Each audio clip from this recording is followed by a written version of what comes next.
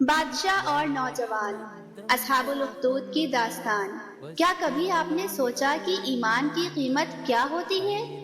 کیا آپ جانتے ہیں کہ کبھی کبھی ایک ہی شخص، ایک ہی نوجوان، ایک پوری قوم کی ہدایت کا ذریعہ بن جاتا ہے؟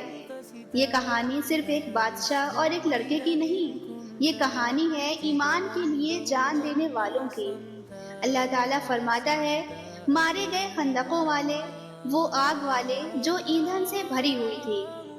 کیا آپ جانتے ہیں کہ یہ خندقوں والے کون تھے؟ آئیے آج ہم سنتے ہیں اس نوجوان کی کہانی جس کے ایمان نے بادشاہ کو ہلا دیا اور قیامت تک لوگوں کو سبق دے گیا۔ نبی کریم صلی اللہ علیہ وسلم نے فرمایا، تم سے پہلے ایک بادشاہ تھا، اس کے پاس ایک جادوگر تھا۔ جب وہ بوڑھا ہو گیا تو اس نے بادشاہ سے کہا، مجھے ایک لڑکا دو تاکہ میں اسے جادو سکھا دوں۔ بادشاہ نے ایک ہوشیار لڑکے کو چنا۔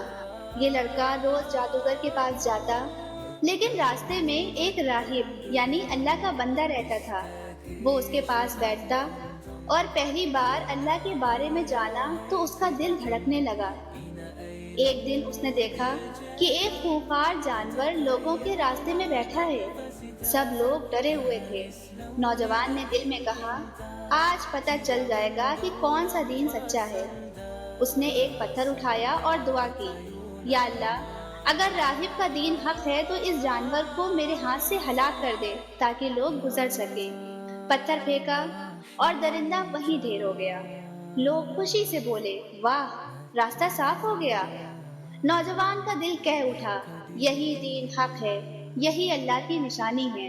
نوجوان کے ہاتھوں اللہ نے معجزے دکھائے، اندھوں کو آنکھیں ملی، بیماروں کو شفا ملی، لوگ حیران رہ گئے۔ بادشاہ کا ایک وزیر اندھا تھا، نوجوان کی دعا سے اس کی آنکھیں روشن ہو گئیں۔ وزیر نے کہا، میرا رب اللہ ہے۔ بادشاہ غصے سے چیخا، کیا میرے سوا بھی کوئی رب ہے؟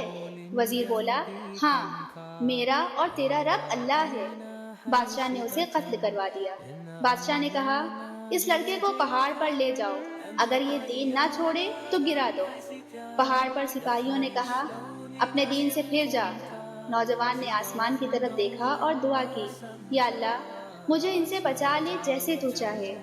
پہاڑ ہلا، سپاہی نیچے گر کر ہلاک ہو گئے اور نوجوان سلامت واپس آیا۔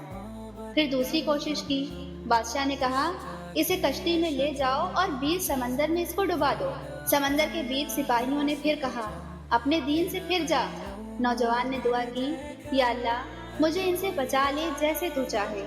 کشتی الٹ گئی، سب سپاہی ڈوب گئے۔ نوجوان پھر سلامت واپس آیا۔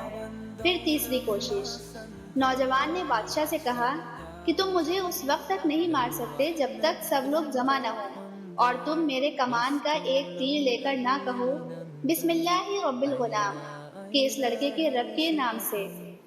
بادشاہ نے ایسا ہی کیا، تیر مارا اور نوجوان نے شہادت پائی۔ لوگوں نے زور سے کہا، ہم اس لڑکے کے رب پر ایمان لائے۔ بادشاہ نے خندقیں کھدوائیں، انہیں آگ سے بھرا اور حکم دیا کہ جو بھی ایمان لایا ہے اسے آگ میں پھینک دو۔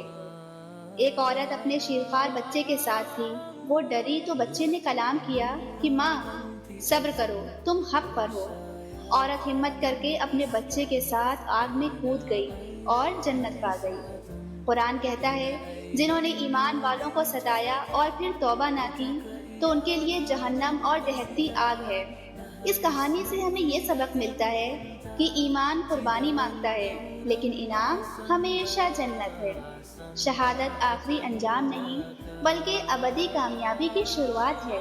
اگلی قسط نمبر 18، غار کی پناہ گاہ، 300 سالہ نیند۔ کیا آپ جانتے ہیں اصحاب کہف کے نوجوانوں نے ایمان بچانے کے لیے ایک غار میں پناہ لی اور پھر 300 سال سوئے رہے؟ دیکھیے اگلی قسط میں۔ تب تک کے لیے اللہ حافظ۔ اگر آپ اس چینل پر نئے ہیں تو چینل کو سبسکرائب کریں اور بیل آئیکن پریس کریں۔ ویڈیو اچھی لگی ہو تو لائک، شیئر اور کامنٹ ضرور کریں۔